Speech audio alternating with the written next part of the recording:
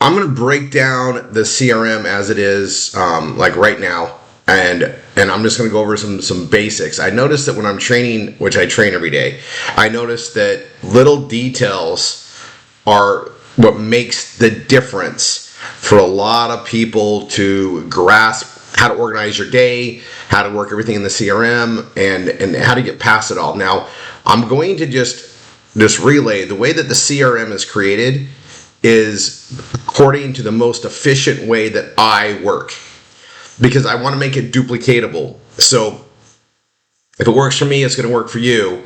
And I am all about efficiencies. How many people can I reach out to in a day? How many BRTs can I conduct in a day? How many session ones can I do a day? How many sessions two can I do a day? And how do I combine all of that to make it a very effective day? Monday, Tuesday, Wednesday, Thursday, Friday, Saturday. I take Sundays off. But how do I do that? And so I wanted to really focus on that. And what I'm going to do is I'm going to share my screen for a bit. Details are crucial, guys. Crucial. So I'm going to share my screen. I'm also going to just make note that we are seeing lots of people getting their first PBSL ever, right? The first is amazing.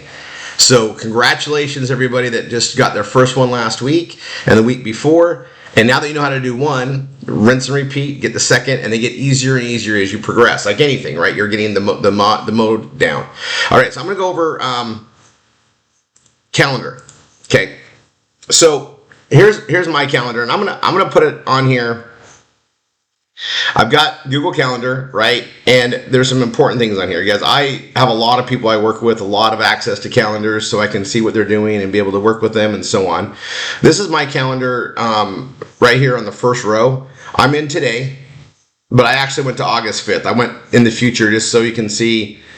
I found a week that didn't have a lot going on yet, and I want you guys to kind of see how I organize it. Now, I'm just going to do a bunch of examples, walk you through how to do it.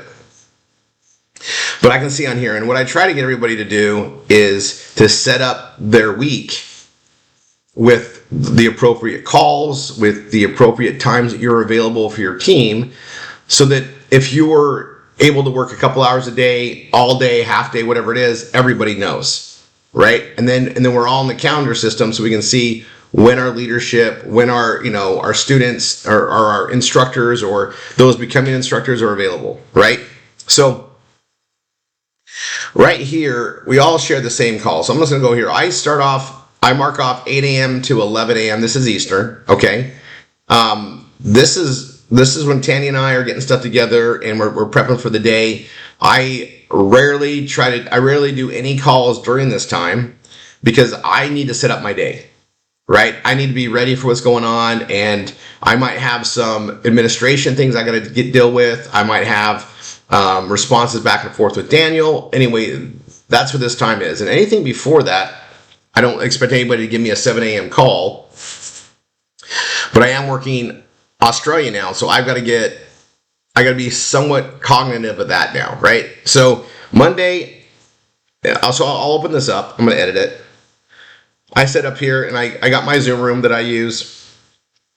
And that's regardless. Like, occasionally, guys, I put that in there so I have it. But also, for Tanya and I, sometimes we're not together, right? I might be on a trip with leads or something, and we're separated. Fortunately, it's not too often. But even when we're gone, Tanya and I can get on Zoom in the morning. We can catch up on things. There's things that happen, right? So I keep my Zoom link there just so it's there, and I keep it there also so I can go find it and copy and paste it easy. I put it on this. But this is my morning time. From 7 a.m. So this is Eastern. From 7 a.m. to 10 a.m. Oh, that's Eastern Standard Panama time. Well, that's probably where we were when I set this up. That's funny. But anyway, I really should change this time zone. It should be Eastern time zone, New York. And I'll say okay, and it's going to be 8 a.m. to 11. Okay, so you set the time zone, and that's really important. And then, I'll adjust this if we go to a different time zone for a period of time, right? But that's what it should be. Every weekday, Monday to Friday, right? And And I don't sue all day. It's every weekday. You can choose weekday, weekly, monthly, annually. You can even do a custom setting, but this is every weekday. So I'm saying every weekday is this. Most of us have a pattern where Monday through Friday can be set.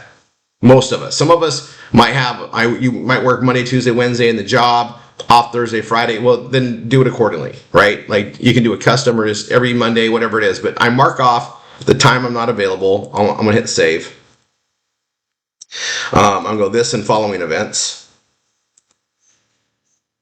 And that picks that time zone thing is there. And then I have the dinner time down here. And this is a sacrifice with Tanya and I that gets moved around. And we like to have dinner at the same time.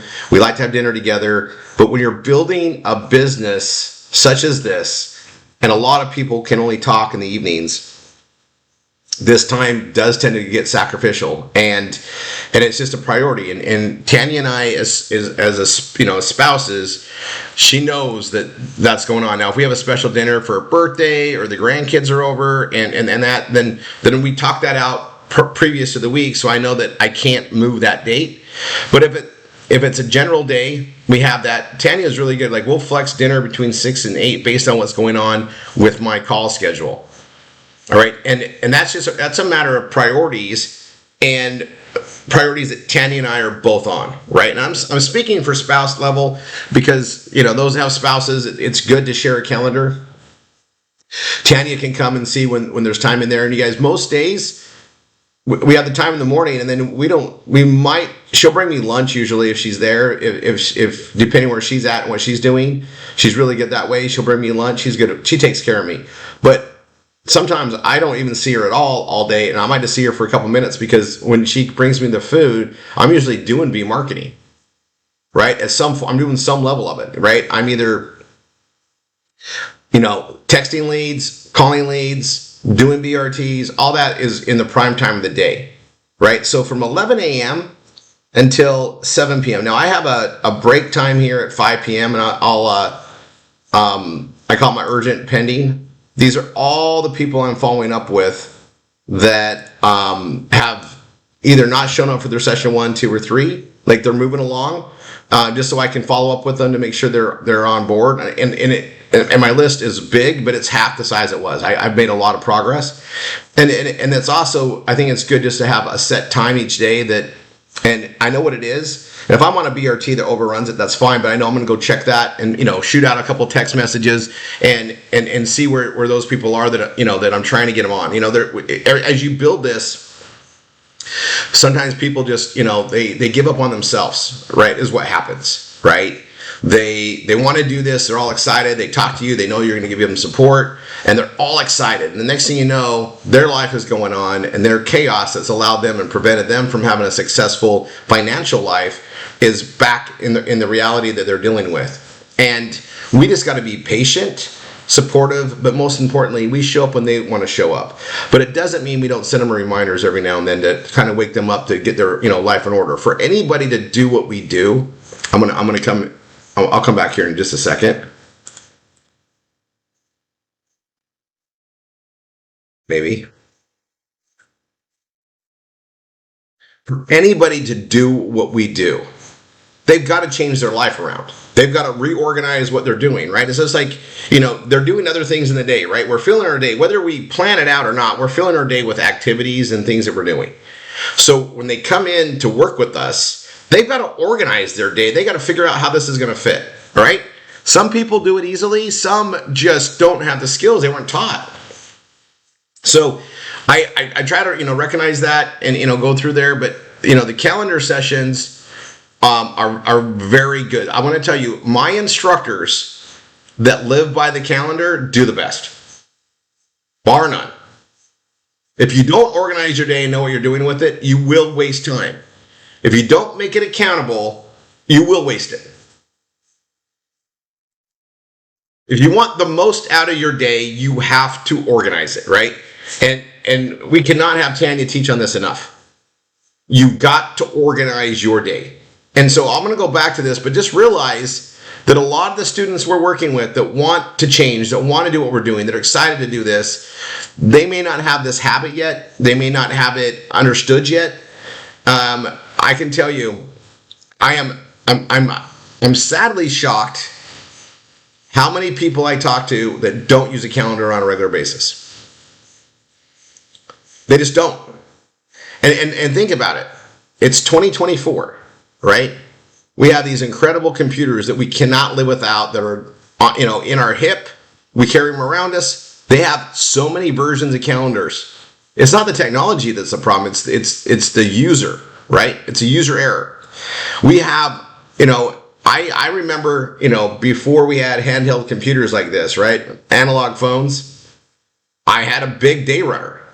That was my day planner. And you know what I did? I mapped out every minute of the day. I scheduled my days. And it's one of the best habits I ever learned. But I learned that if you don't plan your day, you will not get ahead.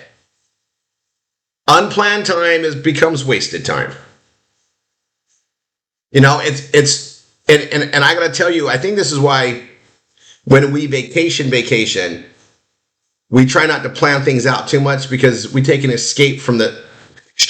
However, everything is still organized what we're going to do. It just might be a little bit more flexible, but we still plan out everything. Like we know we're going to be at the pool this time. We're going to do this. We got this event. Whatever we're doing, it's still planned out, but it may be a little less or a little more forgiving because you're relaxing. And maybe, hey, if the sun's out and it's great, we might stay out longer. Maybe we'll have dinner there versus here. Little things like that we can open up to and relax to, but you're still structuring and you get the most out of that day. Even vacation days planned are better than non-vacation days planned. You guys ever go on a vacation and you're like, wow, what did we really do? We just kind of sat around. You didn't plan it out. If you have a plan, everybody has a schedule to be on, then people are making those necessary things to make it happen. Otherwise, it becomes wasted. Now, Tanya and I sometimes have a planned do nothing day. We're going to do nothing because we're fried out. We've given our all to the business, and we just want to have a day that's non-accountable to anything. It's a planned day of nothing. And I sometimes wish we had more of those, right? Because they're nice. And it's just, what do you want to do? And it's we let go. It's a thing we get to do because once that's done, we're back to our routine of structure and schedule so we can accomplish our goals. Okay? You can't have an action plan without a schedule to do it or else it won't happen. It just won't. If it's not on the calendar, it's not going to happen. And so I'm going to go back to this. That being said, when you're working the marketing, so let's say you're treating this like it's your business, like you should, right? And you're working 11 a.m. to 7 p.m. in my time zone. You see that here, right? And I know that I don't have any appointments at this moment, so I know I'm going to be doing marketing. Okay. Now, on my Thursdays, you'll see I got team marketing from 11 to 4. That doesn't mean I stop at 4. If I don't have a BRT at 4, I don't have a BRT at 5. This is my urgent catch-up or whatever I do. And I know that this can be kind of floating, but if I don't have anything planned and I get to that, I do this no matter what. If I pass this with another, a BRT will override this, because that's new business. Okay, that's new business. And I can send these text messages out to these people later. I can do it before. Let's say that I know I have 5 o'clock booked. And let's say I have a no-show at 2 p.m. Well, I can send out some text really quick, or I just keep doing my marketing. I can adjust that in. But otherwise, everything's according to plan. But if I don't have anything at 4 o'clock, I'm going to continue doing marketing. Because I'm going to do marketing so solid when I do it that I'm creating BRTs, which create session 1s, session 2s, and so on. I'm going to structure that. But this day, no matter what, I leave it open this way so that I plan to help the team every Thursday, 11 to 4. Now that I've done this, though, I've got team members that help me run this. And I do the same on Wednesdays. Wednesdays I got my study hall that I do, and we all have study halls. The study hall that I do with the team that I run this with is 6 o'clock Wednesday, right? Study hall. And we go an hour and a half, and sometimes we only need an hour. We've solved everybody's issues for the week, and it's a good, and then we have a little bit of chit chat. This is the time we can do that if everything is caught up, right? And I'm working on several Google AdSense approvals that's ongoing. All that stuff happens this day.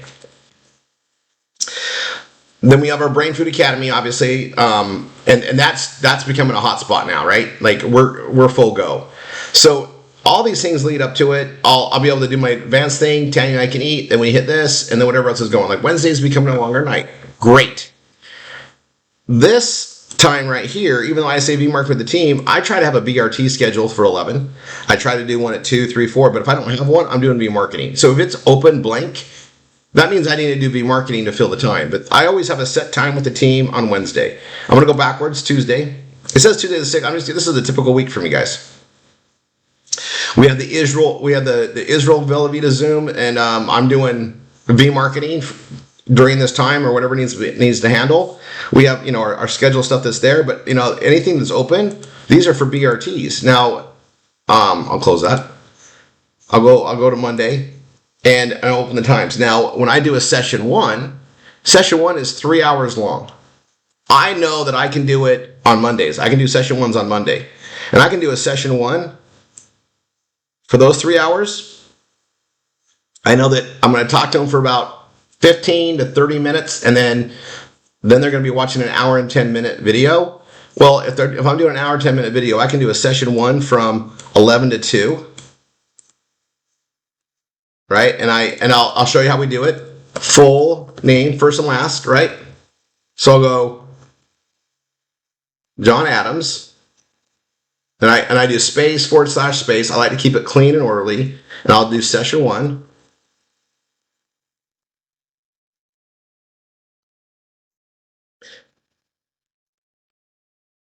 I always put their phone number in there for 2 reasons. One, it's a great backup because I got to call them. And let's say that I'm not on my computer. I'm not going to be on my computer for 30 minutes. I have the phone number. It's easy to get. It doesn't take long to put in there, but I always put it in there. And then I always do this I'll do with Rory. Or with Rory and Donna or whoever I'm doing it with. So when I pull it up, I know who I'm supposed to be on the phone with if I'm doing it like a 3-way. And I put with Rory on there so I know. Or if I just put say I put with Niall, I know that I scheduled this for Niall for some reason and I'm not on it. So when I pull it up, it's like, oh, that's not for me. That's just for Niall. I do that mainly on BRTs. Okay. That's the format. So I'll say with Rory.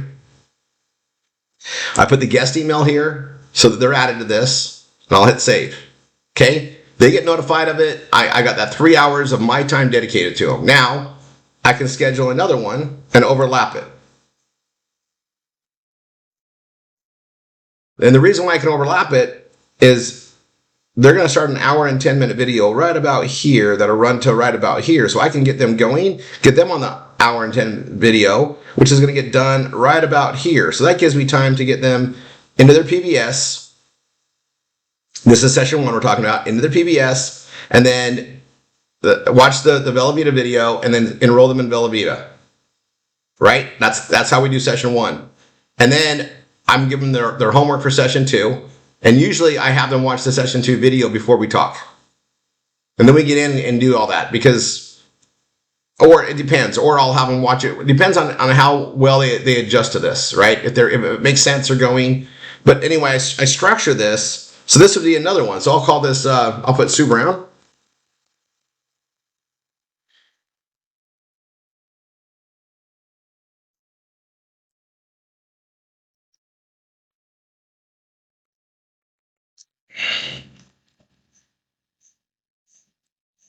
So I'm hoping that the Monday is full with session ones from what I did the week before. So I'm trying to go over the timing and how I do things. So I can double stack these, right? And that is the most I do. I don't recommend doing a third one. You can. It's just sometimes one goes a little longer and then you're delayed a little bit.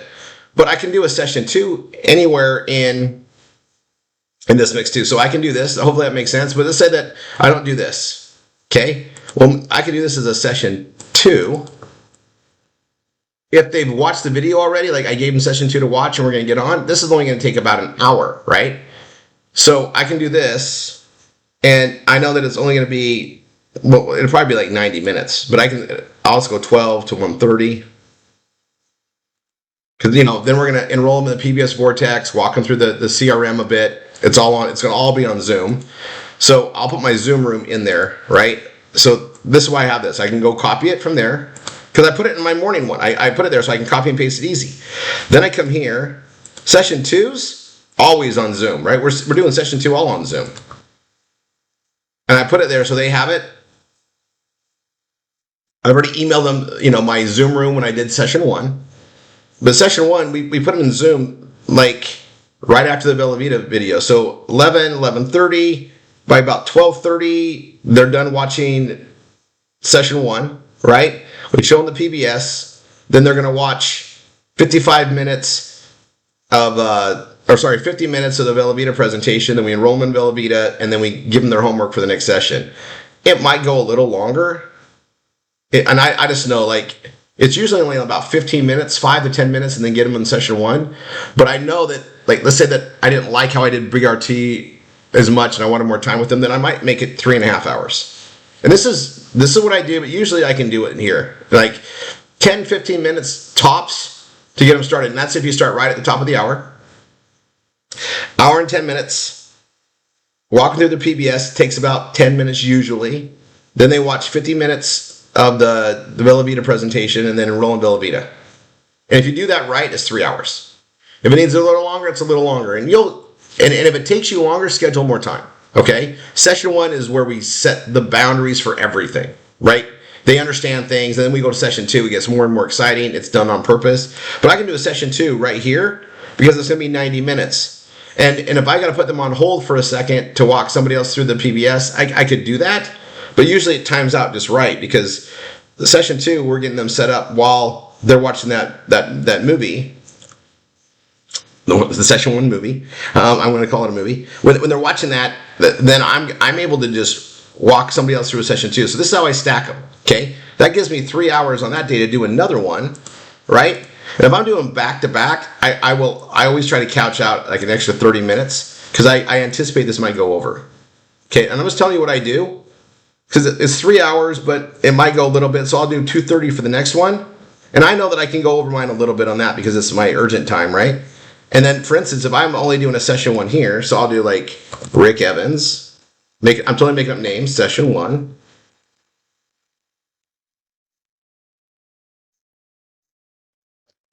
I put his email here to include him, right? And I'll save that. I know that during this time right here, when he's watching that hour and 10 minute video for session 1, I can do this. I can do more V marketing. I can do things to help build a business, which is what I need to do, right? I can cover a lot of ground here, all right? And I also can do more V marketing anytime to help fill the rest of the days. And I want you guys to understand the structure on how I do things, and I'm going to be very methodical about it because I'm outperforming everyone, but it's not because I just know everything so well. It's because I organize my day. I am a freaking workhorse because I schedule my time out. I know where I can stack things. And when we built the session 1, session 2, session 3 stuff, I built it knowing how I could stack things together. And that's why I can be so effective and get so much done on the days. So I leave my Mondays, and you might have to do it a different day. It doesn't have to be a Monday. It's what works for your life. But this is what I typically do. And if I have a bunch of BRTs on Monday, great. I'm building this thing on there, but ideally I've got session 1s on these days because that's when I can do them, and hopefully they can do them then too, right? So it'll look like this, and then I have this extra hour. Well, I can do more V marketing then. I could be, I have time to schedule other stuff. I keep it pretty packed. Okay, this is an example. Now I'm going to do this. I'm going to go to Tuesday, right? Tuesday, I've got obligations, guys. I'm committed to working with Israel. This is the time that works for them, and I'm helping them build, which is great. But I can do a BRT here, here, here. I can also do a session 1 right here. I can start a session 1 and tell them I'm going to be on with Israel, and then we'll finish it. We'll do the next part at 3.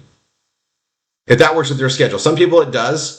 I try to keep it all in a congruent time, but sometimes I will break it up, right? I can do 2 hours here and this last hour here, but if I do 2 hours, I'm going to get them in. I'm going to get them going at 11. and it's 10, 15 minutes in, they're going to watch that hour and 10-minute video. I'm going to get on with them, walk them through their PBS, and then they're going to be watching the Velavita presentation from here to here. Yeah, they have a little bit of time after, and then I'm going to call them at 3 to finish up. That's very typical for me. Otherwise, BRT, or I do V marketing these 2 hours. I pause for this because I need to, right? And then and carry on. And Tammy and I are always prepping for the Tuesday call. We might have last minute changes. I call them, I do my audible. So, 6 to 8, pretty much no man's zone. That's when Tanya and I eat, or we're really getting ready for that call, right? And that's a big, powerful thing. We got our millionaire course going on, all that. So that's Tuesday, okay? I can kind of fit in a session 1. I can fit in a session 2 here for sure. That's what it's like, okay? And then I go to a Wednesday. I can do a session 3, right? I can do a session 1. I can do a session 2 at that point. I can do a BRT here, right? And on occasion, somebody wants to do it. The only time they can do it is like in the morning. And I can do one at 8, 9, 10, because I can still spend time with Tanya during this time. If I start a session 1 at 8 or 9, I'm on for 15 minutes. They're watching an hour and 10-minute video. I can go do myself with Tanya, and she knows I'm doing a session 1. And what's really awesome is when she says, "Oh, you got a session 1," she knows that I'm available during that time if she needs me for something. She knows how this goes, unless I double stack it, and then she knows I'm pretty much booked, right? And she likes me double stacked, right? We got big goals. But I'm just saying, I leave these little pockets of time that I know I can do a session 1. And, they can do that day. Now, I do a lot of them in the evenings. I've done some very late. It's what it needs to be. But this is my general flow. And I'll go back to Thursdays. Thursdays, I'm up early doing Australia. I can call for 1 hour only, and then I can't call anymore. I can start out earlier, and this is one of those, if you're going to be working Australia those times, you're going to be up early or late here. It's a time zone thing, but at least I can teach on how to do live V marketing for an hour. And then I cover stuff that we need to after that because I can't call, or I schedule a BRT.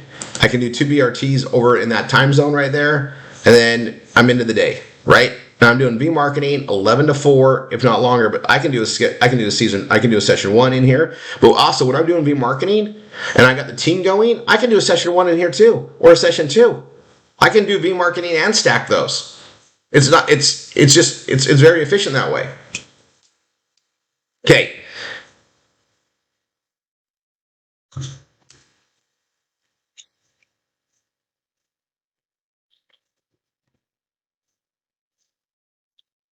I'm going to go Friday. Fridays, I don't have like team stuff that I do because Friday is a great day to do session 1s, session 2s. So I leave that pretty much open to help close out that work week, right? And then you guys know what happens on Saturday. We're in training like we are right now. We got the V marketing training. And then this is when I can do a session 1 on Saturday. I leave the 3 hours before the stuff that's there. On Saturday nights, I usually don't do too many session 1s or 2s. That's Tanya and I try to do some stuff with the family, whatever at that time. I take Sunday off. Look, it's marked off. Like, I'm off. 1 a.m. to 11, I mark it off. I'm not available. Then we're back on the Monday again. And that's my weekly routine. So as I can get a process going, I can do BRTs and set session 1s up with people so that I'm moving them along in my calendar. Now, if somebody cancels, postpones, has to reschedule, then I do so, and then that time becomes available for what? V marketing usually. All right, so that's how I run my calendar, okay? I strongly suggest you do something very similar. I'll break it down. If you only have like 3 hours in a day to do V marketing, then you mark off the rest of the day, right? Like I can tell anybody, like, I can pull up my calendar. Like you need to mark it off, and maybe you're up at 6 in the morning, and you're at the day job until 4 o'clock. Mark it off. Just put, unavailable if you don't want to say what it is, or you can say working the job I'd like to replace. You can manifest with words. Working my job I'm replacing by December. Give your goal in there. Okay, great place to state it, right? But you put that in there. Then your team knows you're available from 4 o'clock on, and you mark off, what else you're doing. Mark off the time with the kids, and then mark off the time you're doing V marketing, And the thing about marketing time is if you have a plan, do it. Do it. You calendar it. It's your priority. You treat it like an event you can't miss because your goals should be that important. Schedule the time that you're sleeping even, right? And if you're not working multiple time zones, like you're just working in the US, you're not working multiple countries, I should say, with lots of time zones, if I'm going to be sleeping, I mean, as I do more and more in Australia, more and more in Israel, more and more in Africa, because we got stuff happening all over, I'm going to have to start noting when I go to sleep, right? And this is what I used to, guys, I did this when I built business around the world. This isn't new to us. I was working all of Europe, Japan, Taiwan, Hong Kong, Australia, New Zealand, and then everything in, the North America, all the other time zones. I would mark down the areas in time that I would sleep on my calendar. So I knew like, oh yeah, that's my sleep time. And I need to keep my 3-4 hours there. And I got by with it, right? Like I'm just different, but you plan it. Most of us sleep, on the regular cycles at night, right? And that's great. But I mean, when you're working internationally, you can plan for that around there. It just, how bad do you want it? What are you willing to do? And the reason why I'm talking about this now is because if you don't have it in a plan and you don't know how it's going to happen, you're going to avoid making it happen because you'll say, oh, I can't make that work. No, you can make it work. We built this entire Triple R 247 business operation to where you can become replaceable. Meaning, you train the right leaders to run those calls. You don't need to be on those ones that are 4 a.m. your time. You have leadership running it because you built it right. You might have to do it at first, like I am, but eventually I don't need to be on those. Right? I can be sleeping and helping build. As long as I'm helping build and do what I said I was going to do, everybody's going to love me for it. Now, ideally, we focus just on the binary building. If I'm building the right team for everybody that I've got over there, and I continue to keep building that right team for them, and I've taught them how to run their trainings and everything else, help them all build with me and also build their left team, the leaders are going to step up and be running the call the same way I would. I'm replaceable. I don't need to be sacrificing my sleep hours for a long period of time if I build the leadership up right. And I'm just telling you how I do it. Right? How do you do it? It's because I plan it out. It's in my calendar, and I know how to organize it based on what I want to accomplish. Right? But I also know that some things are going to be a temporary fill-in for me. Like the Israel thing might be ongoing because it's like during the day we're covering things. I really enjoy it. Right? If you enjoy it, you want to keep doing it. But also, we're not going to just stop with Israel during that time. There's Europeans can come this their evening. They can come to that time and be trained. Right? So that's probably going to be a pretty mainstay time for key leadership here, right? And that's great. The Australia one, I don't mind one day a week where I'm waking up, actually, I'm waking up earlier. I may still be up from the night before, and I just run that. It's fine. I can commit to that. I also know that, we got a really good routine on how we train, and it's been proven out really well. Our leadership, you guys, we have the most impressive leadership here. And that was by design. Like we put the training in and the duplication, they all stepped in and they see it, and it's getting stronger and stronger because we planned for it. It didn't just happen. It was organized. And then you wait for the right people to show up and rise up. Okay, that's the calendaring. And then I'm going to go over the BRT process. When you put a BRT in, so let's say I have a BRT this day at 11 a.m. You guys, it's very important that we're all doing it in the very standardized fashion, right? So John Smith / and the spaces in between to keep it clean, BRT, right? Phone number. And then with yourself, whoever it's with, the BRT it's yours. Even if it's, if you're in this way, if you give a BRT to somebody else or schedule it, you can put who it's with. Like, you know who it is. I can tell you this because I'm scheduling BRTs days out. If I have a lot of them going on, I want to forget who I set it up with until I put that in there. This is what it should look like on the top. And everybody should be this way so that if I come into your calendar, right, because it's shared with me, and you say, Rory, I need your help on Wednesday. I got BRT scheduled, something else happened, I'm needed at the school with my kids, whatever it is, I can pull up your calendar because you share it with me, I can take over. Not a problem. I can text them, hey, I'm going to be getting you going today, and instead of Jackie.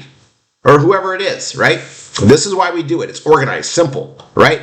We plan for any possibility to happen to keep the business going. We plan for any altercation, and it's streamlined. I know their email will be here, and because the phone number is there, when I go to the CRM, I can make sure it's the right John Smith, because I have a phone number to reference, not just a name. In case you guys didn't know, we have such a big database. We have a lot of the same names. So that's why it's really important we put a phone number in there too, especially for like a John Smith. And I'm working with 3 John Smiths right now. We have a lot of them, right? So you'll see like a John R. Smith, a John W. Smith. When we have people of the same name, make sure we're putting a middle initial, something that differentiates them, because the database will work with John Smith or John. It'd be hard for them to know who to assign to with the same name, right? So we'll offset it. John R. Smith, John W. Smith. You'll see them in there. I've been creating them. Okay, next. I put this BRT. We add them here, right? And then I'll save it, right? If whoever I've shared it with will also see it. So I'll do an example. I'm going to be doing this one with Austin. Austin wants me on with this one with John Smith, or I want to introduce Austin to him. Maybe he's bilingual and I think he's going to work really well with Austin, so I want to introduce him when I do the BRT. That's a possibility. So I'll come here, I'll put Austin on here, right? I'll hit save. That's how we do it, right? That's how we set an appointment for somebody else. It's going to show up on Austin's right there. Now, he's already got accountability call, so that's not the best time for him, obviously, but I can still put him on there, right? It'll show up. Did I do the right email?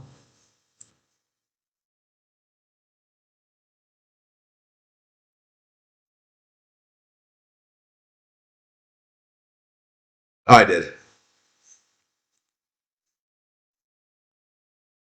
There it is. It showed up on his thing right there. So it'll show up for him, and then when he approves it, it'll show up, right? But that's how I would do it.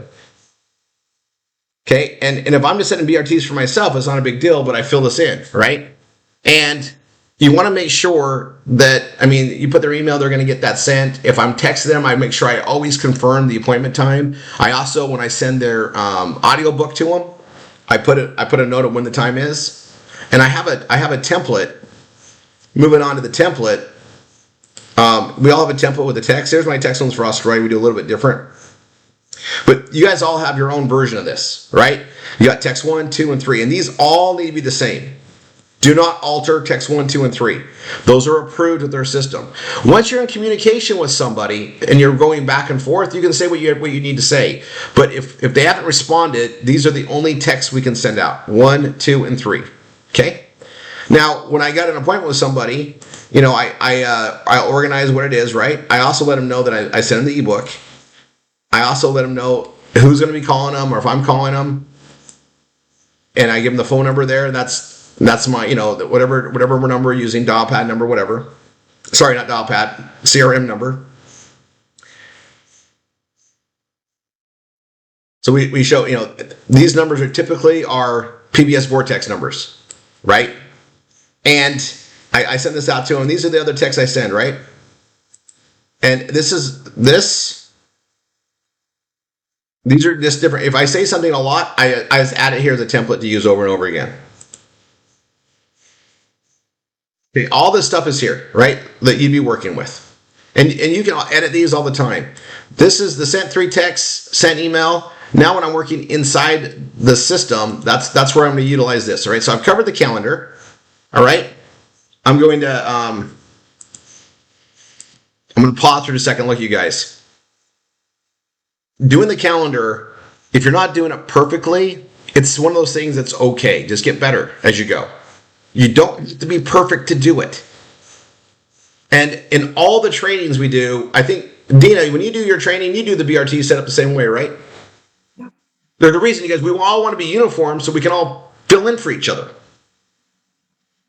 There's an absolute plan for this. I'm also going to go over on the calendaring, Google Calendar, which is what we use, guys. We use a Google Suite. Why? Because we can all use the same thing. We can all interact. But it's also on my phone, right? If I go anywhere, I got it with me. Life happens, folks. And, session 1s, I don't need to be on my computer to start a session 1. Right? I can send the template out to them.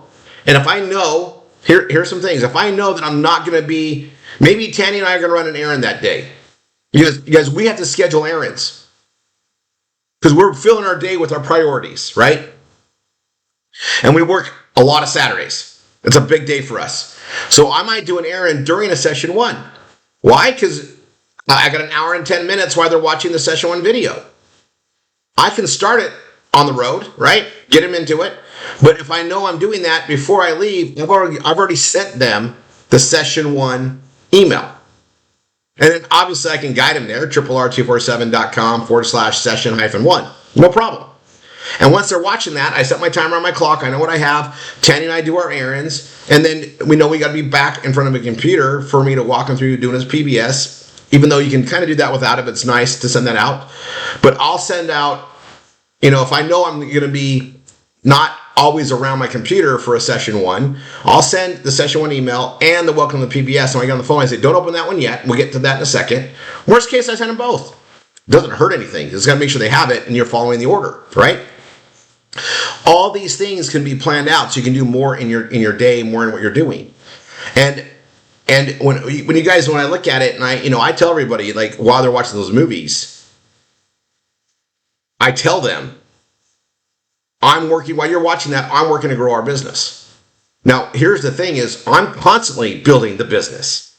And even if Tanny and I are running an errand while they're doing that, I'm running the errand right then because it worked in our schedule, because the rest of the time I'm building our business. And I might be doing a BRT, and I probably am in a lot of cases during that time. I'm also doing V-marketing. I'm doing things to build the business. I'm responding. I'm constantly building the business all day because I've countered it in and I've got the patterns going. So when I tell somebody, I'm going to be working our business while you're watching that movie, I am, no matter what. Multiple ways. And I know that truth conveys to them, and they're like, oh my gosh, this guy's for real. Okay. Even though they don't understand what the building is yet, they know that I'm doing it, right? They understand that. They also know that I'm paying it forward to them. I'm sharing my marketing with them from day 1, and they won't even understand how to do it yet. We're going to be setting up their system. It's going to take a while, but we're building already. They know that. I say it at least 3 times before they even get to the session 1. I've covered it in the BRT process. I cover it all the way through. Okay, I'm now going to go into the training processes, guys. This is so clean. It will make your life easier the more you just follow it. All right, remember, the system, not a suggestion. All right, and the last time I've looked, nobody is outperforming my numbers as far as bringing students in and PBS into session 1s and into Bella Vita and everything. Nobody is outdoing me. I must have it figured out. And I've laid it out exactly verbatim how I do it. So, if you are doing a lot of work and you're not getting somebody into a PBS, we know that there's a breakdown on the BRT. We know that you probably aren't self-promoting what you do for them. We also know that you may not be spending enough time listening to them on the conversation points. That's all it can be. So we know how to break it down, help you become better so you can get past that with more, I guess, consistency is the word, but consistency of doing it right so that you actually are presenting it properly so that they buy in. If somebody during the BRT process says, oh, I can't afford this right now, or I have no money, they did not get the value. Most of these people spent more than that to get this far along the process already. So if somebody's telling you they're broke and they can't do it, now there's a difference in them saying I can't do it, I don't have the money, or I can do this next Friday.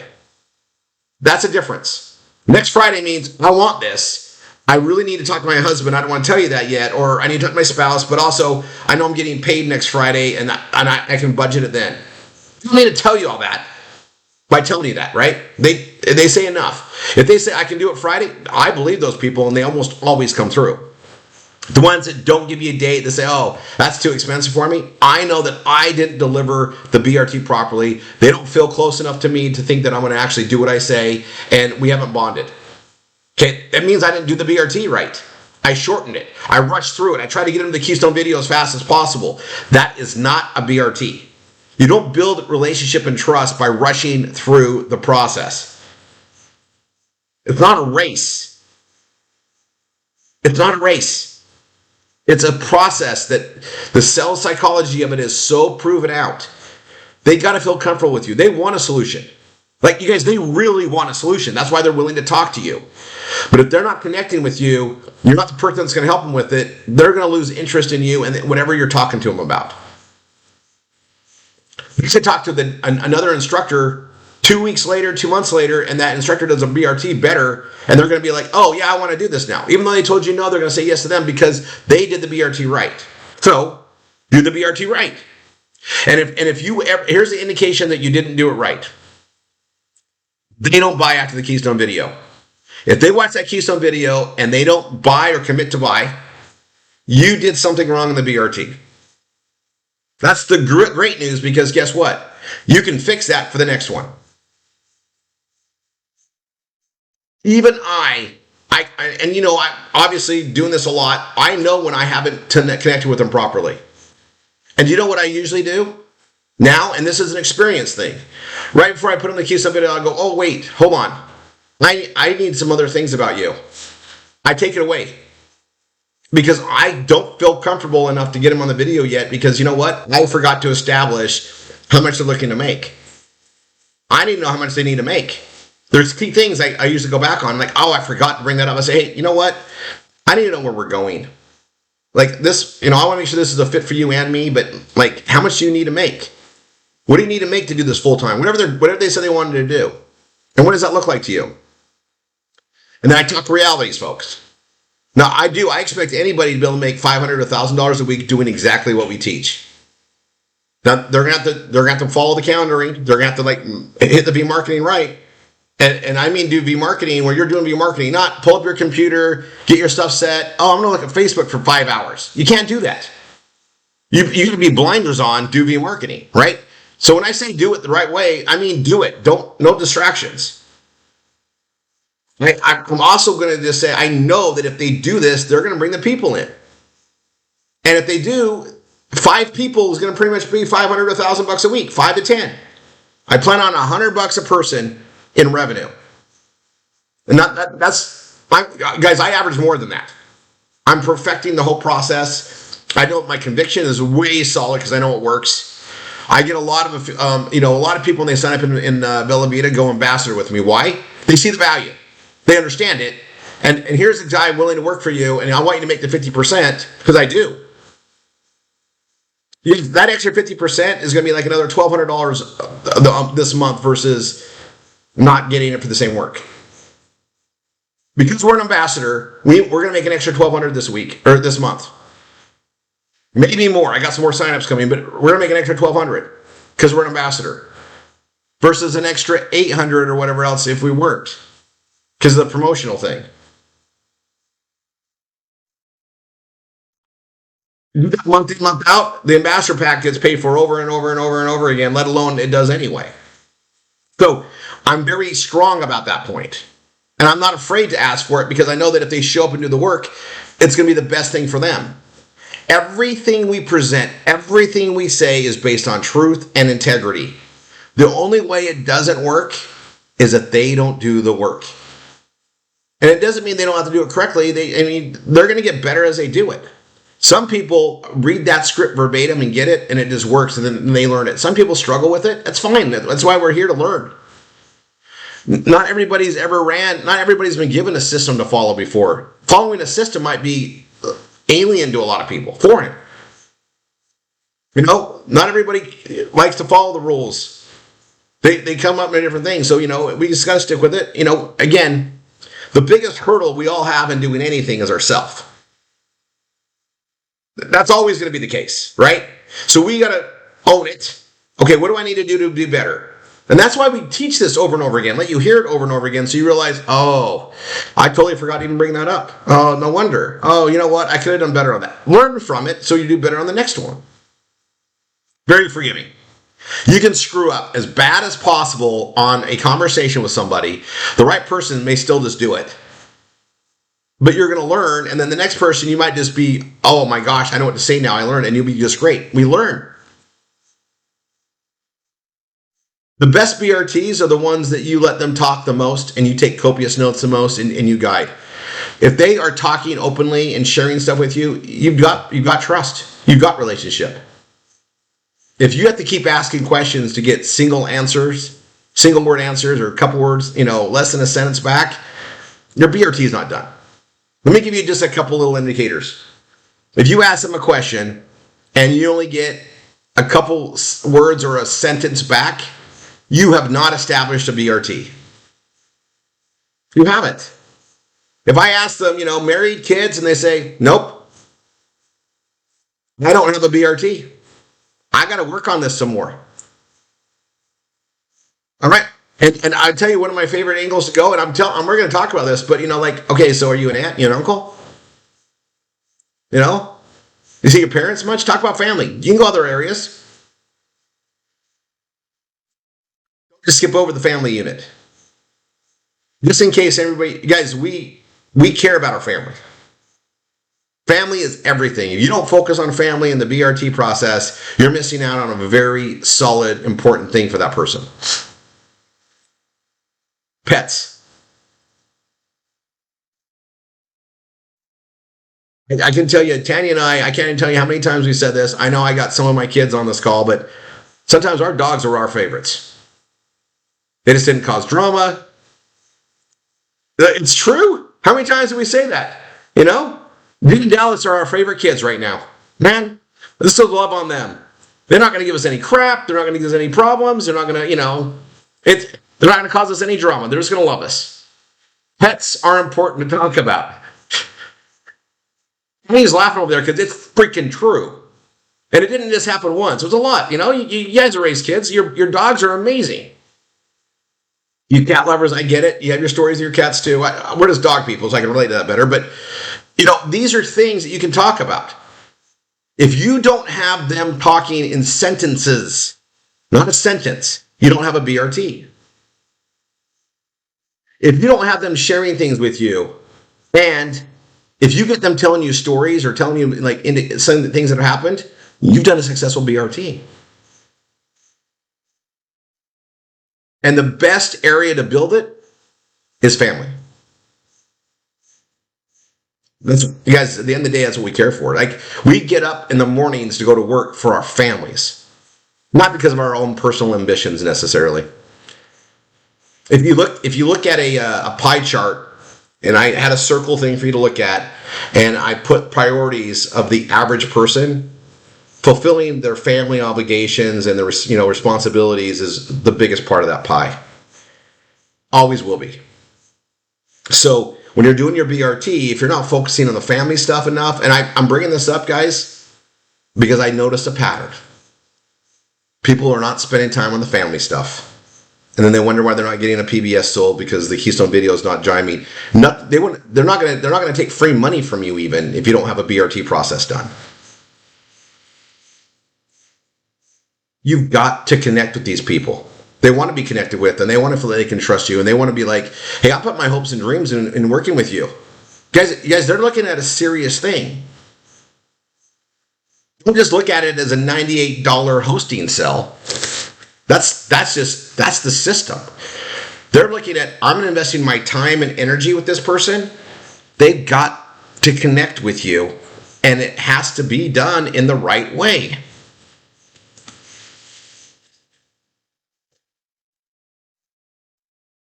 So, I'm going to elaborate on the BRT process a little bit more today. 5 points of conversation. The first point is always going to be what brought them to us. They're looking for a way to make extra money. We got to establish that first, because if we don't have a goal in mind there, we got to establish that. Now, however, I've noticed I don't always get that done in the first part of the conversation. I almost always got to come back to it. And sometimes it's easier to come back to it. Sometimes, and I know we get kind of robotic sometimes, but, we start out, you guys, there's a brand new script I put out.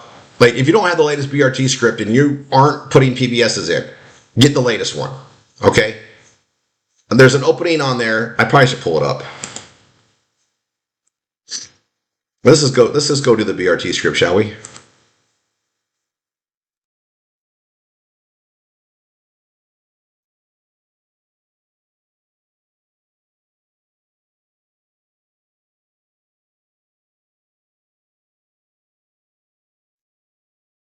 I'm gonna modify this. Here's a BRT script. We're gonna play with this too.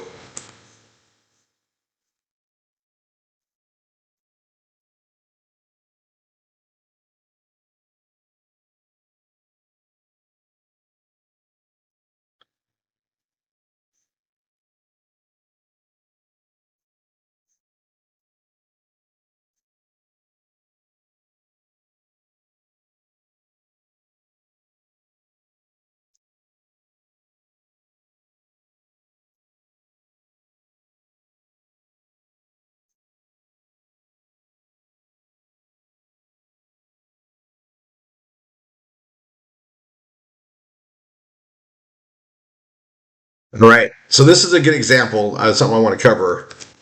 I don't want you guys. You guys do not edit the main one. You got to make a copy of it first. Copy it, then edit.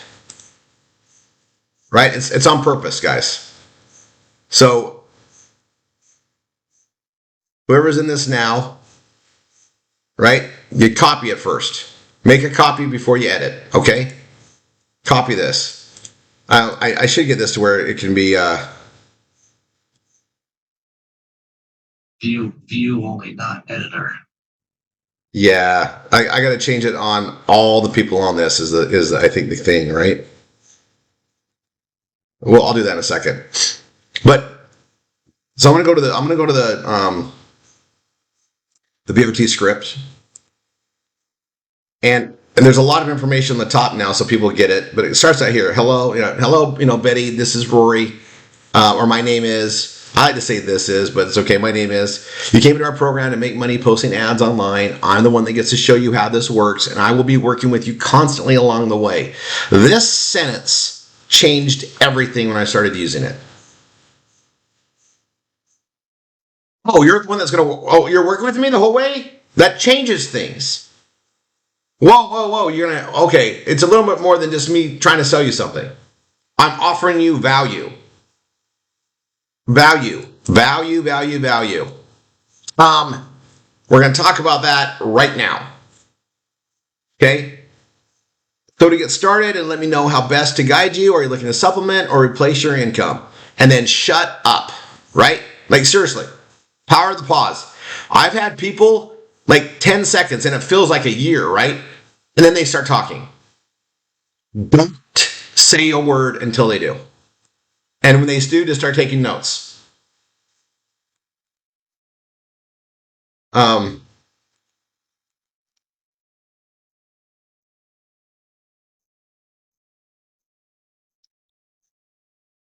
don't like my spacing there. Okay.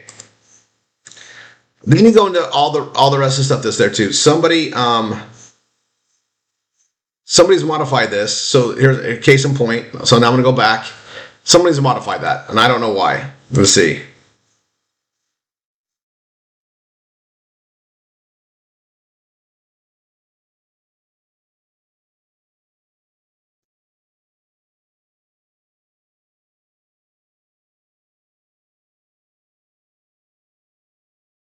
Yep.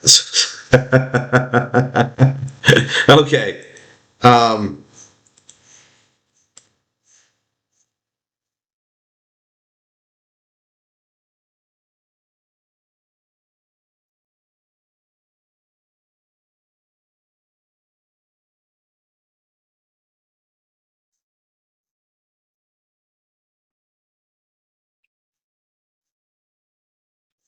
I'm gonna fix this real time, folks. Somebody messed this one up. We can't. So see, I'm gonna go here. I think I can set it.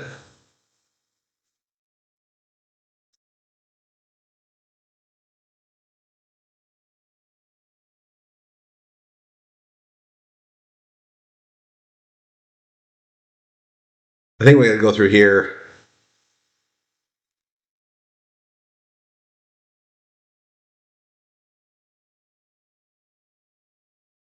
Yeah, so these should be the only people that can do it, and then anybody else should be able just to view and not do that. So yeah, you guys, please don't edit these. Make a copy of them first, move them to a folder, then edit them. Do not edit them here.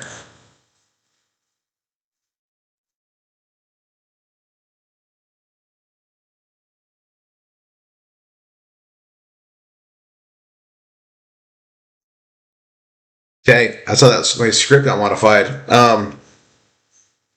So you go right in here, and this is where you're going to get to know what they're doing for a living. Okay, I'm going to break down the BRT stuff. You start here. Now, guys, back to the value proposition. Okay. There is a very fundamental truth to offering value. You guys, people care what's in it for me? Why am I talking to you? What are you going to give me? That's what they're thinking. They should be thinking. And our job is to present them with what we're going to give them. You guys, they don't know that we've got the best program on the planet. We know. They don't know. They hope this is what's going to help them. They're looking. They're talking to us. They're interested. But, they don't know what this is. They haven't gone through the presentation in session 1 and 2 to learn everything yet. They don't know. So along the way, you got to make sure you're covering the value. So from the very second we get on the phone with them, hi Gary, this is Rory. You came to our program to make money posting ads online. I'm the one that's going to show you how this works, and I'm going to be working with you. So are you looking to supplement your income? You're looking to replace your income? And then I'm going to wait. And I'm going to take notes. This starts the whole thing. No, that is gave value. Wait, whoa, you're going to show me how to do this? You're going to guide me the whole way? Changes it, doesn't it? If I just say, hey, this is Rory, you're looking to supplement or make more, I haven't given any value to me yet. I've already come in, and you guys, I gravitated toward this the more I was reading more of my books I like to read, and the value of adding value. The value adding proposition stuff that I was studying, and I was like, wait a second, I'm missing something on the BRT myself. And so we added that one line in, and it's changed everything for the better.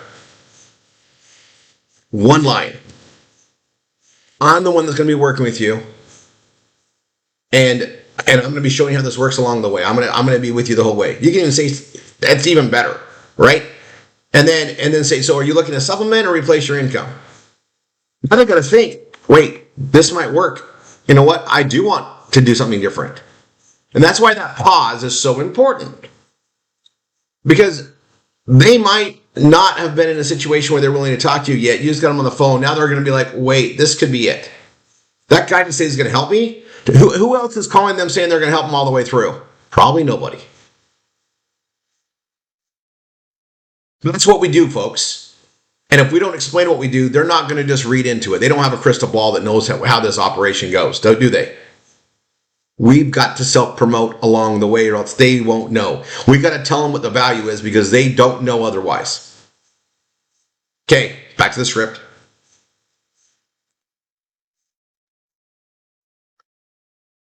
You're going to listen, take copious notes. You guys, I have it all spelled out here, and it's cover your ass, and it's also, and the reason why I say that is, you're taking copious notes along the process, but when you're working with a student in 3 months and they're not showing up, and you're like, you can always remind them of, hey, you said you wanted to make this extra money so you can see your grandkids more, right? I want to get into you guys. Life is precious, and sometimes I got to be reminded.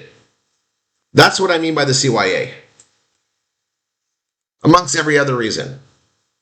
Like, I like to bring it up there and say, oh yeah, that's right, we're trying to get $800 a week. Okay, well, we're not going to get there if you're not showing up on the trainings. What can I help you with? Right? And then again, the 5 points of communication is super strong. So don't even try to do 3 or 4. You want to go there. Again, if they're not telling you stories, they're not opening up, you haven't done the right BRT. If they're answering with like, yep, nope, not today, no and no. If they're not going into sentences, you are not establishing a BRT. I'm just giving you some easy indicators, right? But I'm gonna go break down, what are they doing now for work? What have they done? What's your background in? Right? I'm gonna go into that. And if they've done a lot of jobs, I might even ask them like, okay, well, so what part of your jobs do you like the most? What did you like about that? I can talk about what they've been doing forever. It's endless. Why? Because most everybody puts more time into working for somebody else than they do in all other aspects of their life. We sleep a third of the day. Well, something like that, right? Some people sleep 8 hours. Some of us only sleep 4, 5, 3. But you're in bed usually a third of your life. Okay, then you're working a third of your life, and then the other third of your life you're transporting back and forth to work, and maybe a couple quality hours with the family. Break out the 24 hours. They're spending more time working for the man than doing anything else. So you can talk about this forever because they got a lot of experience in that forever. This is a great place to start getting the ground and that going on. And then once I've covered this, moving to married kids, this is usually my first indication that I'm going the right direction. I'm not done. But I say married, kids, just like that. Married, kids, and I pause. If they go right into their kids, typically they're either not married, they're divorced, they might have been married at some point, whatever it might be, and they say, yes, I'm married, you pretty much know, okay, they're in a happy marriage. They say, no, they're not married. But if they talk about kids first, there's things that you just start picking up after doing these. Like, okay. And if they say, yeah, I got the kids, my kids are all grown. I know they're possibly a grandparent, and I know what to go into on that, right? But listen to this. Listen to the tones they say, how they say it, the pauses in between. This tells you a lot about a person. Our family is everything. If I had a big pie chart and I showed you the value a family has to an individual, it's a big, big part of that pie. And so I've covered ground here. Now I go to this, and this should be where I start hearing more stuff. They should be opening up more. And if they're not, my BRT's, I need to keep working on it even more, right? And if I need to work on it even more, I might go back to, okay, so, how much time you spend with your family, how often you see your grandkids, those things should come up more and more, if they're not going into it. But this is something very important on the family side. And so when I say married kids dive into this is actually a lot of things to go into. There's a lot you can go into. I could write pages and pages of things to go into. But you should know what those are. So think about it. Like, what's important to you about your family, and the time you spent, right? And, when you talk about their kids, sometimes I'll say, like, oh, were they into sports in school? Like, what did you, are your grandkids, are they playing sports? Even asking those questions open things up. And they start talking about their kids with you, they're comfortable with you. If they're holding off, then okay, I got a lot more work with this person, they're a lot more reserved. And then you dive into more areas. But this is a really good indicator. And if they spend a lot of time talking with their family, this is going well. Then I go here to run your own business before. Have you ever run your own business before? And if they say, oh yeah, I did this and this. Now, usually I know that because I ask what else they've done. But some people won't tell you about a business they had, so I'll ask this. Now, they already ran a business, I'll say, so you ran your own business, obviously, right? And they're like, yeah. I said, and I reference what they said up here. Let them know I actually listened. But if they didn't mention something up here, I say, if you ever own your own business, and that's where you'll find out, like, oh, well, I did Avon, or I did Mary Kay, or I tried this weird program. They'll talk about it. Great. And then I say, so you understand how taxes work? And sometimes I say, oh yeah, or sometimes I say, what do you mean? And then I go into this, right? This is a very important thing to give. This is value. You're teaching them something that they kind of know about. They know it's there, but no one's probably broke it down to them. And it's really good and important for them to see this. That, hey, oh my gosh, I'm going to be learning something. This is a value add right here. You guys, I'm going to pause my share. One of the most important things we get to do is share with people something they didn't learn in school. That is, taxes are a big part of our life. You don't know how they work, you are penalized for it. Employees pay the most taxes possible. No matter what, it doesn't matter about the tax bracket. Their taxes come out of their income first. And they know it. Everybody knows it. They feel the pressure, and most of them don't think they can do anything about it, or, no one taught them. Right? Remember, I bring this up. Your environment depicts who you are. If your family wasn't business owners, odds are you aren't either. If your family wasn't self-employed, probably you aren't either. Right? And if your family worked for somebody else and were employees, odds are so do you. So that's what you know. You don't know what you don't know, and your parents don't know any more than what they know. They can't train you on things they don't know. They can't teach you things they don't know. So This is a very important thing to bring up. And you guys, we teach people how to do this. We have support systems and everything in place. It's a value that we add people. They need to know about it. This is why we cover it in the BRT, and that's why I've scripted this part out. But if they already add, and if they talk about other business, you're like, okay, so they're open to that entrepreneurial thing. They've done other things. You get to learn things by asking that one question and listening. Okay, take it to heart. Take it to note. Copious notes of it, right? Okay, I'm going back. The travel and dreams, right? So I say, you ever traveled before? Ask them, do you travel a lot? Do you like to travel? Sometimes I get that when I'm going over things before. We like to travel, but most of the time people don't bring it up because it's expensive. Traveling costs money, right?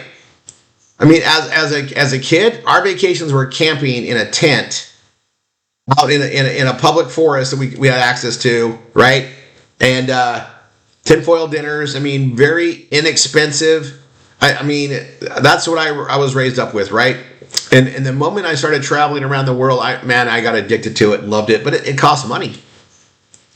It's a good thing to bring up, right? It's a good thing to bring up and talk about. And you can always ask them, if they travel a lot, like, where's your favorite place? That's a good way to get people to open up on that. And then they start realizing why they push. Travelers are some of the best people to work with because they've established how to achieve goals already.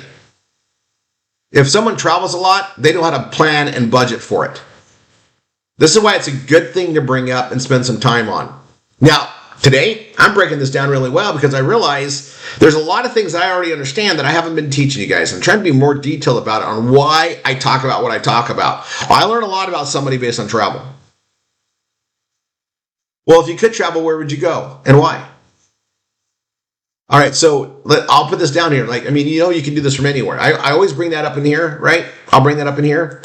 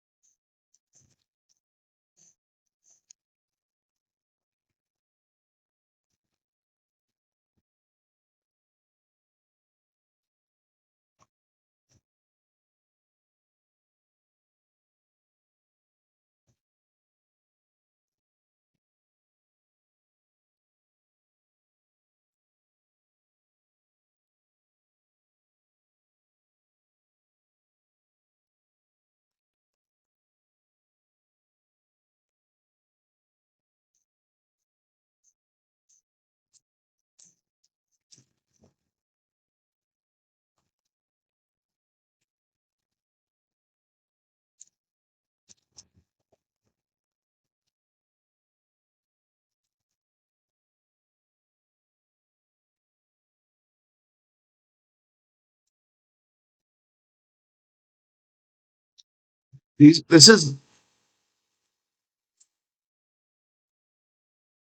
is some more suggestion areas that's there. The hobbies and interests is a place to go to. I'll go back to the travel for just a little bit.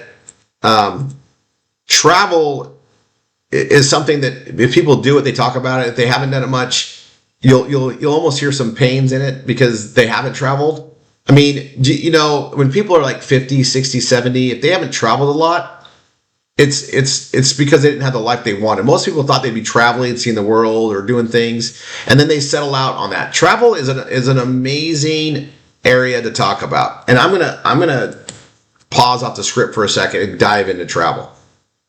Okay, when I was 17, I helped build a sales and marketing process for a timeshare / travel membership company. I've had my hands in travel because I like it, but it's also a very big part of our world. You traveling, business, pleasure, all of it, right? It's a big area, okay? And you guys, we have things that touch travel all the time and how we market. There's a reason. It's a big area, and I've watched it change and transform. In presenting to somebody on travel, there is so much tied into it. And I really wanted to break it down today. right? Why did Rory choose that as a conversation point? Well, because it's a big one. And a lot of people will gloss over this. I'm asking you not to. I'm telling you, if you're not doing a good BRT and you need help to connect, travel is another good option to do that. Okay? The thing about travel is it's not all about the destination so much as the journey to get there, like a lot of things, because you got to plan, you got to earn the money, and then it's the experiences you get when you get there, right? Are you traveling with family? Right? I can tell you grandparents and travel with their grandkids is an important thing. And a lot of them don't get to do it because it's expensive. You know, we travel with your family is expensive. Every person you travel with increases your costs, right? You know, Tanya and I traveled, 9 of us, on our family vacations, and we went on them for months at a time, several of them throughout the year. 9 people. Okay, feed dine in restaurants. Tanya cooked while we were there, but sometimes it's just more convenient. You're on vacation, you're at the parks, or you're going to some place you like to see. You're spending money out, right? You guys, I can tell you, like, so many times we would come back, right? And Tanya would look at our bills, and she's in the academy. She's like, it costs us that much to be in Florida for 2 months. I'm like, well, yeah. Like that's what it costs, right? You spend way more money than you do just staying at home, right? The costs are they're just there. Traveling costs money. Breathing costs us money, right? I'll go to that little segue. We are the only, mammals, if we consider humans mammals, I guess. We're the only inhabitants on this planet that have to spend money to be here. What a world, right? What a world. Okay, it costs money to travel, and it also. The experiences are unbelievable. Our kids still talk about trips we took them on 20 years ago.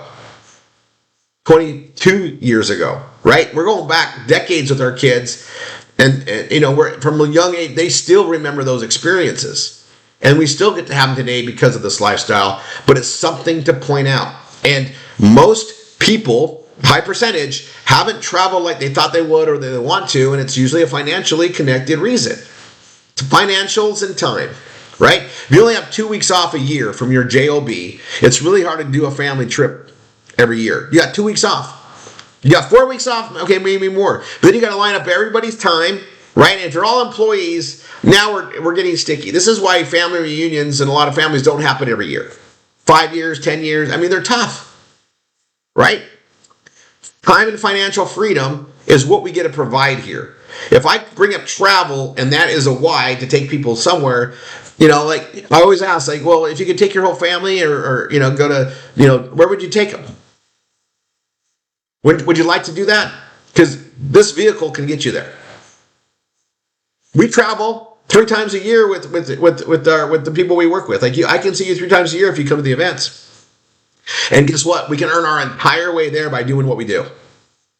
We get perks. I talk about the perks. I let them know it's available. Now, I don't always cover it, but I definitely cover it if the BRT is not going how I need it to go. If they're not opening up, I'll start bringing it up there. I'm like, what's important to this person? And you guys, I've had people just, really? Oh, you mean now you can see the world? I'm starting to remind them of the dreams they forgot about. Now I'm starting to remind them of the dreams they thought they would never get. Oh, I'd really like to go to Europe. Well, you know what? We're going to Europe next year for our thing. Let's get going, and you can earn your whole way there. Fact. May 5th next year is going to be in Europe. At least, pretty sure it is. Personally, I hope it's Paris. But we'll see where it's at. I love Paris. Olympics are going on right now. I'm watching part of that, last night, and I was like, I know all the places there. I've spent so much time there. It's awesome. But there is so much of the world to see. Do you know what it takes to see the world? Money. It costs money. Travel. Hotels. You want to eat? Oh, it's going to cost a lot to eat right, because there's great restaurants, and they're not always, budget friendly, but they're so worth it, right? Especially as foodies. Yeah. And this lifestyle creates that availability. Marketing is freedom. I can't stress it enough, right? If you got cash flow coming in, right? And I'll segue for the millionaire class a little bit here, guys. If you're making 20 grand a week, which you can absolutely do with what we do. If you're making 20 grand a week, you pretty much can travel and do whatever you freaking want. I'm just letting you know that. By yourself, with your spouse, with your kids. 20 grand a week covers a lot. And it spends faster than you think. But you can do it. What's your priorities? What's it willing to do? And travel is a write-off, folks. When you're doing business, I'll say that. I'm just letting you guys know. I always say this. I'm not a CPA. I wouldn't call myself a tax advisor. However, I live in America just like you do. I fall under the same tax codes you fall under. And I've been writing my travel off for decades. So if it works for me, I'm sure it's going to work for you too. We all live under the same tax code. Oh, Robert. Okay. All of this is in the travel area that we're talking about. And if you don't understand the travel and what it means, you don't have a background to discuss it possibly. So I wanted to give that to you here today. Now, if you haven't attended one of our events, we have one coming up. There's always one coming up. You need to go. Because that's going to give you more background and understanding because you've done it. And then, you got family vacation travel, personal travel, but business travel with people you respect and work and are building dreams with, there's a difference.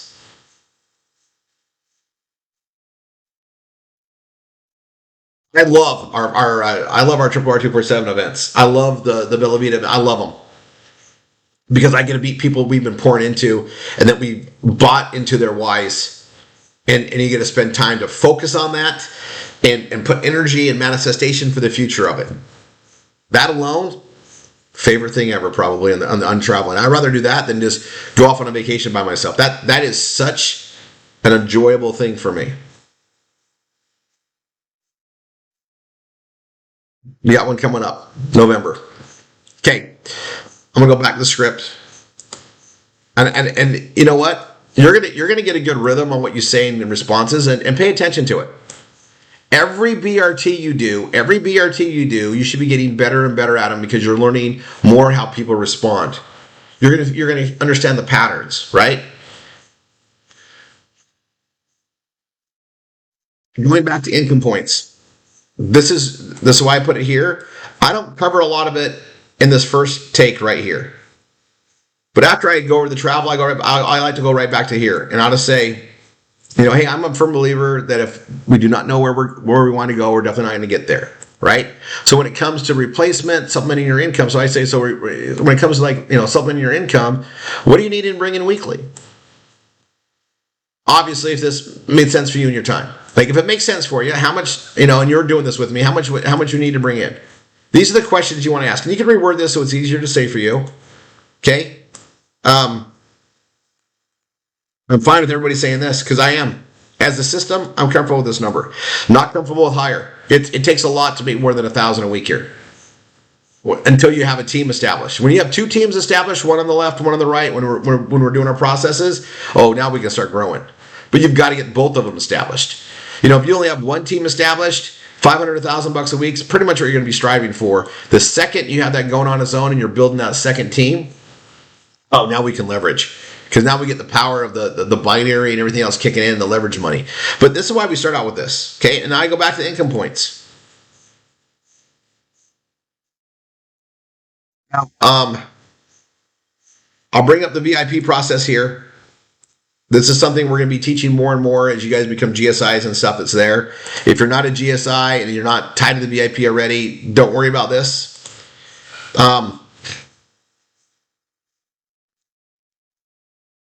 After you've covered your BRT points, and you've got to go into this, and you've got to state this. Now, whether they read my book or not, you need to cover this. This is one of the biggest values we offer. Is that we teach the law of marketing and why it, and you guys, okay, hold on. We're marketers, right? Anybody we bring in here, we're teaching them how to market. In case anybody's like misguided on what we're doing, right? The performance blogging system is a marketing system online that works for us 24/7. Then we're also bringing partners in to teach them how to market, and we get leverage off of all of it.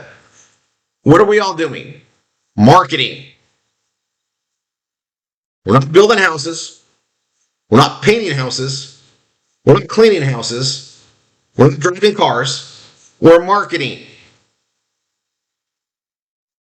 So not covering this is missing a big opportunity of the value that we offer.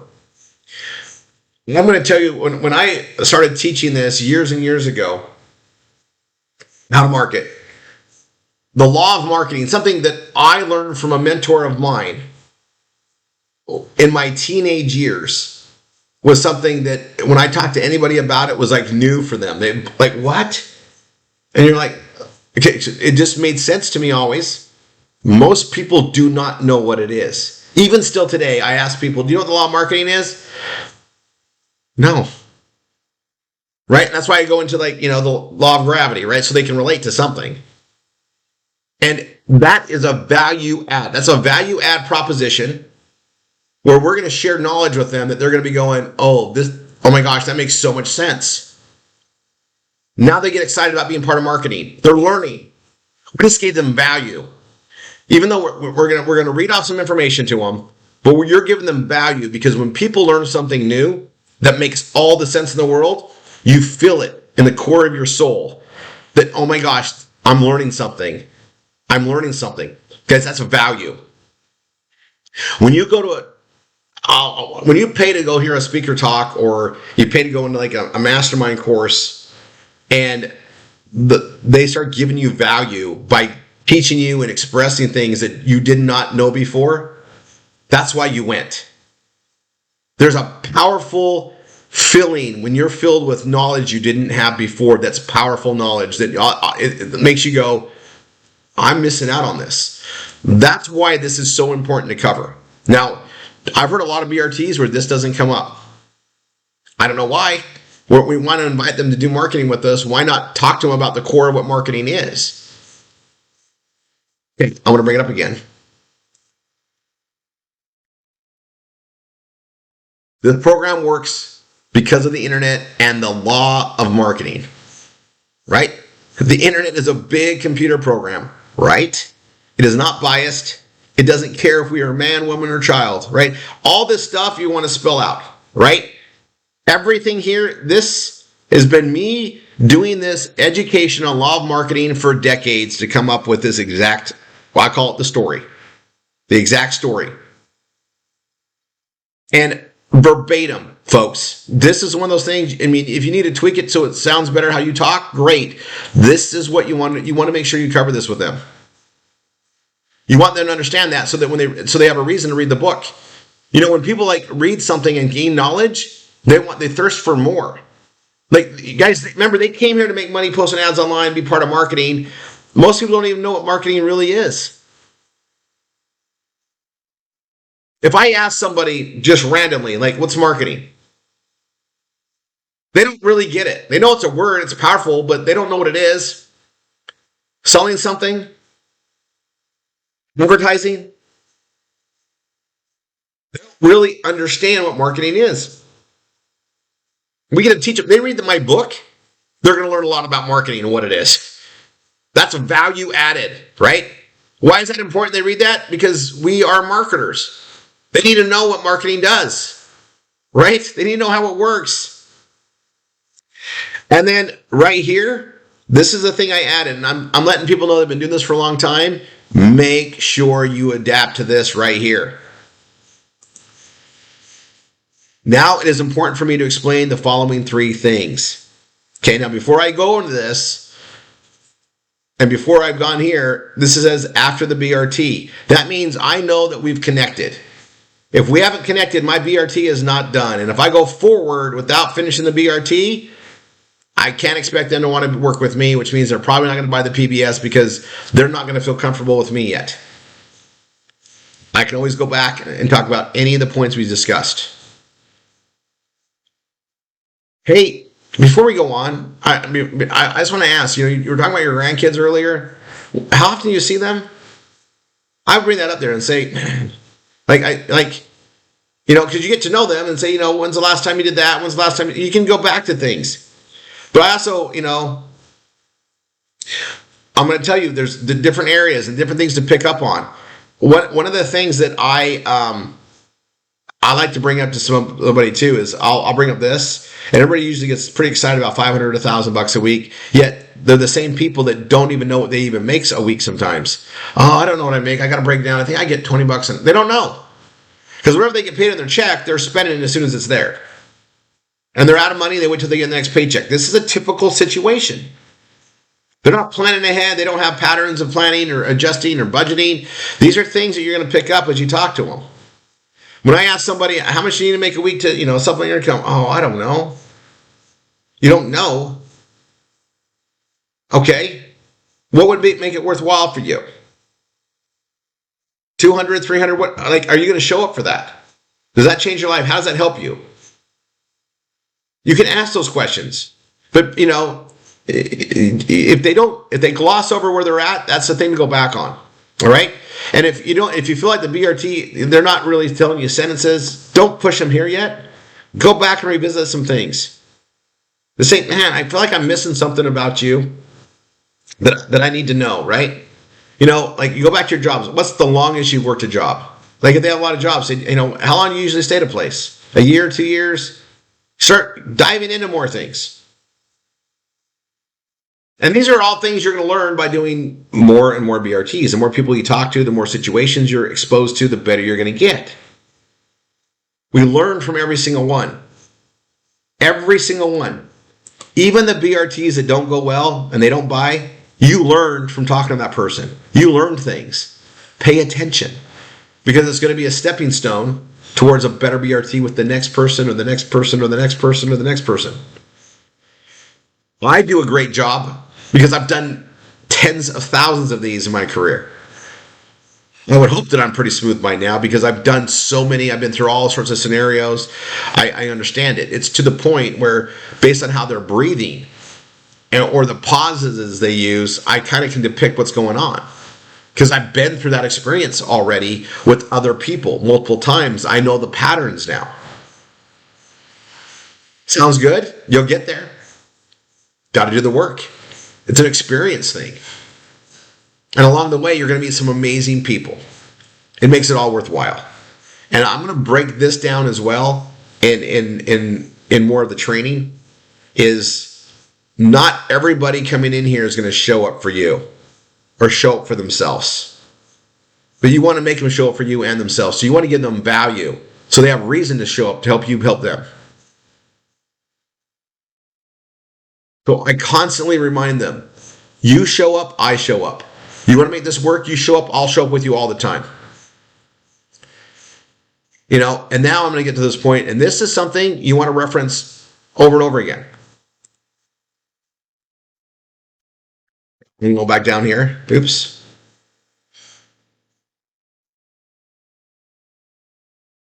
Right here. Now, it is important for me to explain the following three things. One, you will not be paying me to train you. Okay, now you need to express this to them because this is massive value we're giving them, and they're not going to assume we're just going to give it to them for free. They're going to think that they're going to be paying for it. I promise you, because by all rights we should. By all rights that we're taught, right? So everything in here, I want you to state, right? You will not be paying me to train you. By all rights, you should, because I absolutely know how this works and how to succeed with it. Two, I and the system make our money when you are successful and when you are making money. You let them know how you make your money. It's okay for them to understand this because it's important. It's how they're going to make their money too, right? Like I and the system and I should say the system and I.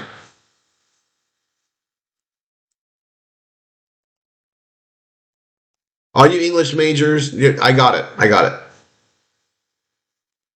The system and I make our money when you are successful and when you are making money. See, this is built the way Rory and Tanya wanted it to be built. They wanted to be as they would want it if they were you coming into the system, though with full knowledge of how this truly works. where we all invest our time and Rory and Tanya's money, because you're investing our money. You're not buying their marketing, we are. But stress that. That's the value they get here. Where our mouths are. You will understand this more and more. You show up and do what we do, you get access to get what we get. All of this, all truth, all stuff that we got to state to them. And then in addition to those two things, one, that you will not be paying me to train you, and two, that we only make money when you are successful, we also get to pay it forward and take our marketing that is already working and we get to share it with you, starting with session 1 forward.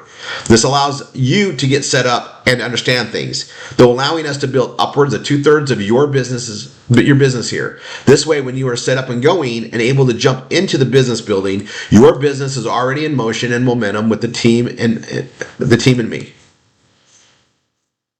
This is really important they understand this before they watch that video. Because that video gets them excited, but they realize they're not doing it alone, and they got a team behind them, and you're going to be helping them do all these things.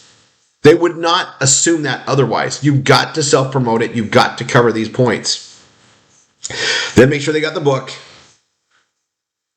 And then they watch this. And then there's a session 1, session 2, session 3, right? And that's where we go. And I first mentioned session 1 here. Starting with session 1 forward. And they already know they're not paying for it, and they're going to get sessions. So they know that that's there. So then when I come down after they watch the video and I tell them we're going to do this, I tell them they're going to buy this and we're going to set up session 1. That's why it's covered that way.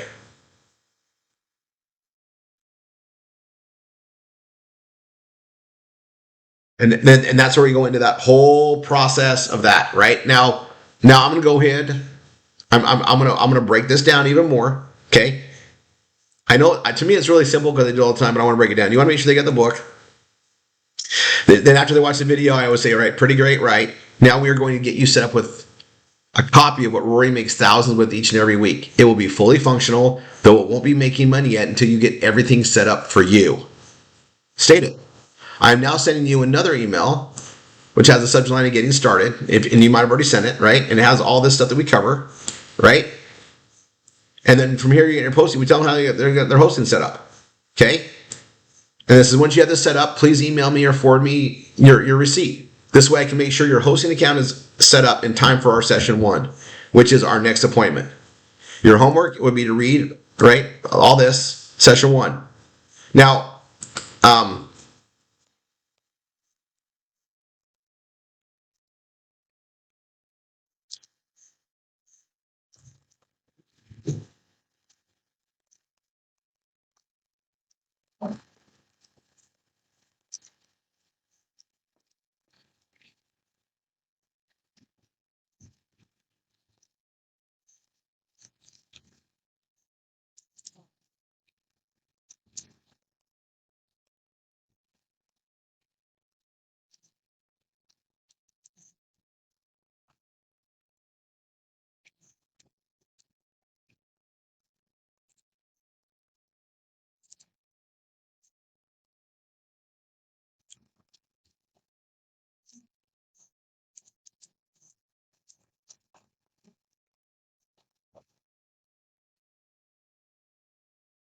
so I'll let you know what the future looks like and the timing on it, right?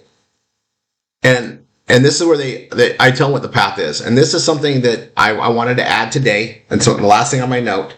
And I like to wait for them to get their PBS set up now. And if they can't, I say, okay, will you text me as soon as you get it, right? That's what I do. And I like to schedule session 1. If they say they're going to, hey, I'm going to take care of it today when I get home from work. Okay, perfect. I'm going to set up a session 1. I set that up with them to commit them to it right now. I'm ready to go. We feel good. Energy's high. I set that appointment up.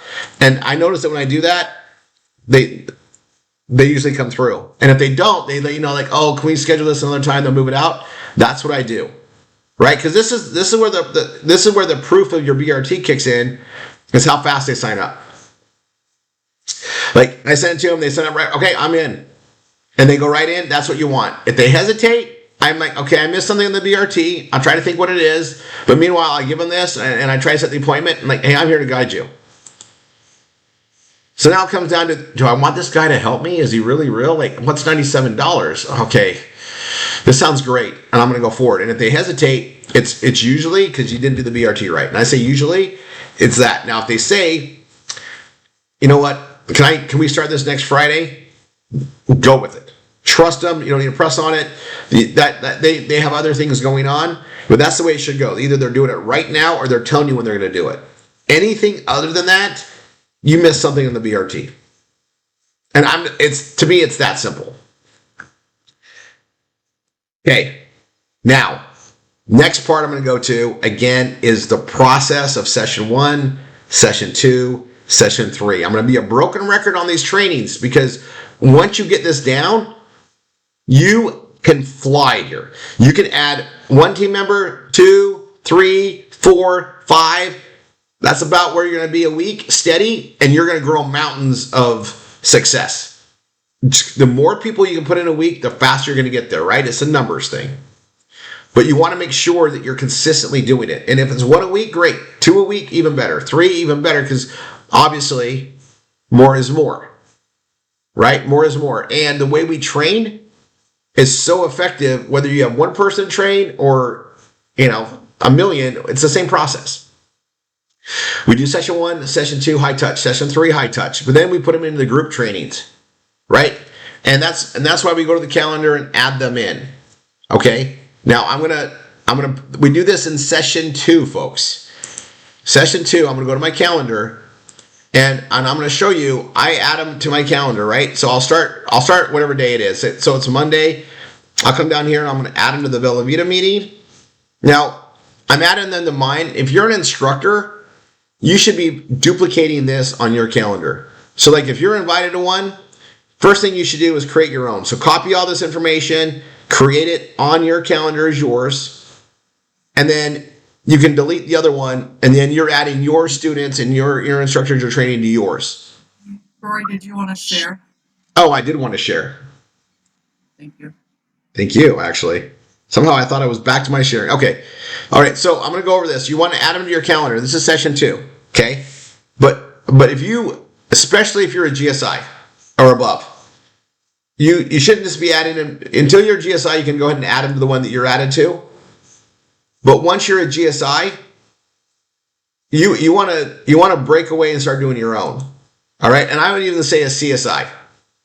A CSI, and you want to start doing your own so that you can actually email your team and separate a little bit. So the way you do that is you create, like I'll put it here, and I'll just copy the information over. So like I grab this information, copy, I'd open up a new one, and you can do 2 windows. Let me show you this. So you can do 2 windows. So I'm going to open up, there's my upside, guys. I'm going to open this up. I got 2 calendars, right? And I'll go to, here's today's. Today's better. I'll go to today. Okay. So I'm going to open up this time.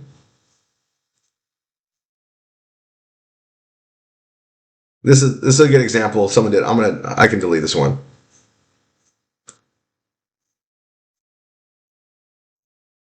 Someone did another one. That's Joel. And Joel did exactly what I told him to. And he's got me on here. This is great. I can dump that one now though.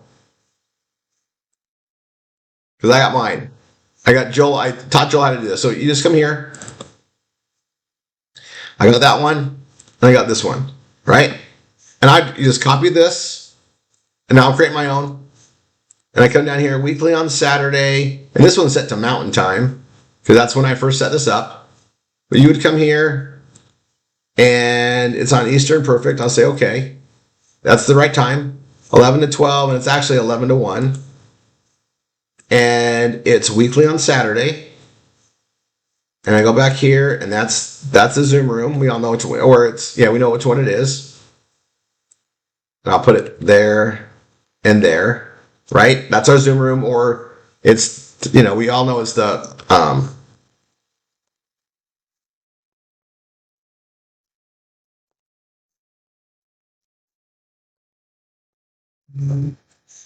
I can even spell that out, right? Whatever. And then I'll save that. And then I can delete the other one, which I'm leaving my other one alone because I got lots of people on it, right? Or that's a new one.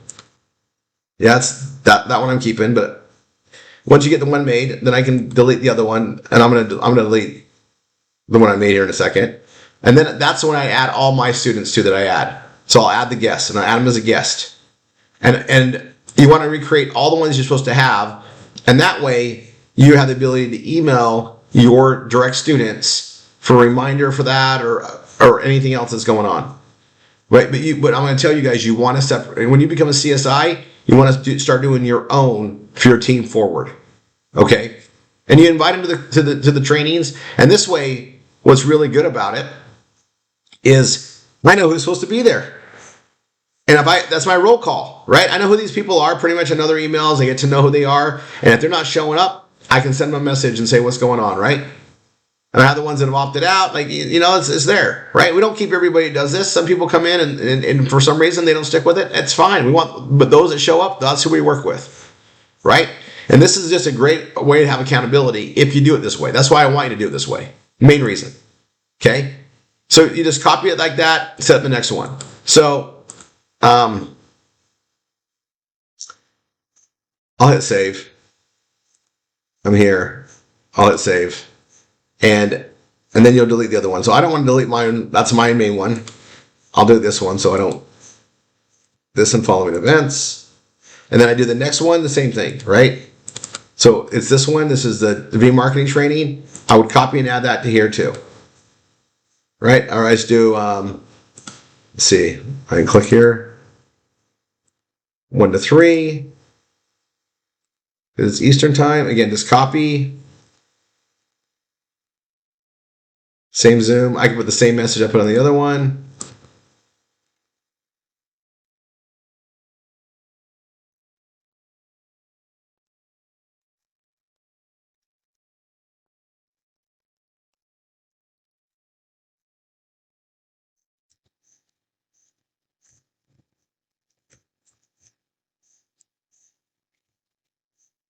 I actually like that better.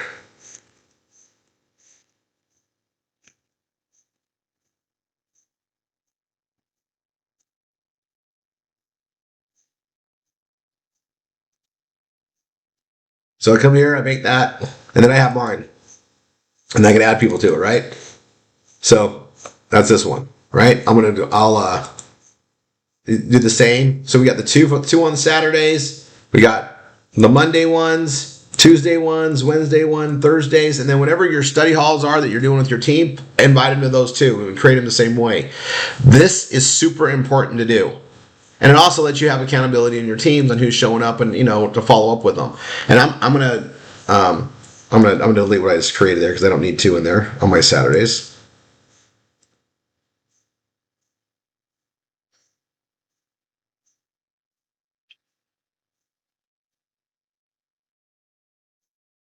Yeah, perfect. Now I want to say it's very important to do this. Again, if it's not on the calendar, it's not going to happen. And a lot of people, this is going to be the first time they've ever been using a calendar. So it's a great way to start training them on how it works. And then when you're training them how to do marketing, have them set their calendar up. Mark the times you're not available, mark the times you can do it. Okay, you say you can do 2 hours a day. Give me, on your calendar, mark the 2 hours you can do marketing every day. But you know what you can hold them to.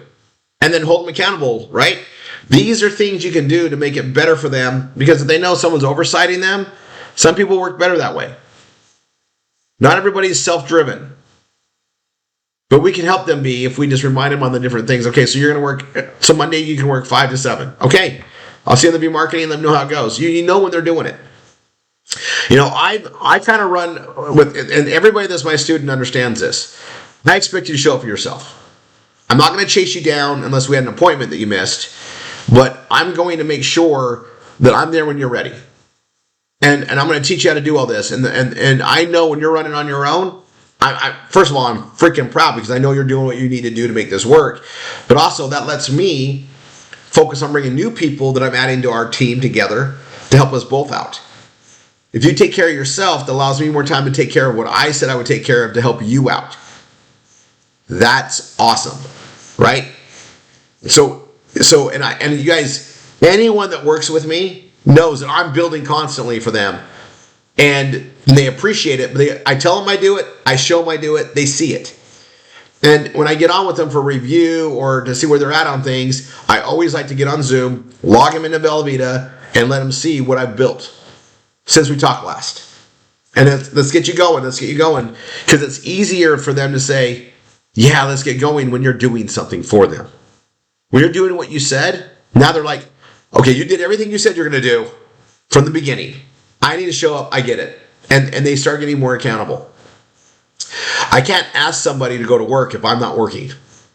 That's poor management. Anybody that's ever worked for somebody that took credit for all the stuff you did, there's years of that. Most people that have an employee background, they've worked for somebody that didn't work as hard as they did, and no one likes it, they resent it. Right? You can't just expect them to think of the world differently because they're in a self-employment situation. They still see you as somebody that's helping them, right? I'm following this guy, he's managing me. That's how they think. And it's right. So the best way to manage is by doing what you say you're going to do, not just being a supervisor role and expecting them to do the work and you not doing it with them. That doesn't work. So when you are doing it, make sure they know you're doing it, because now it's easier to hold them accountable, and they got to start feeling like, okay, I need to start showing up for what I want to.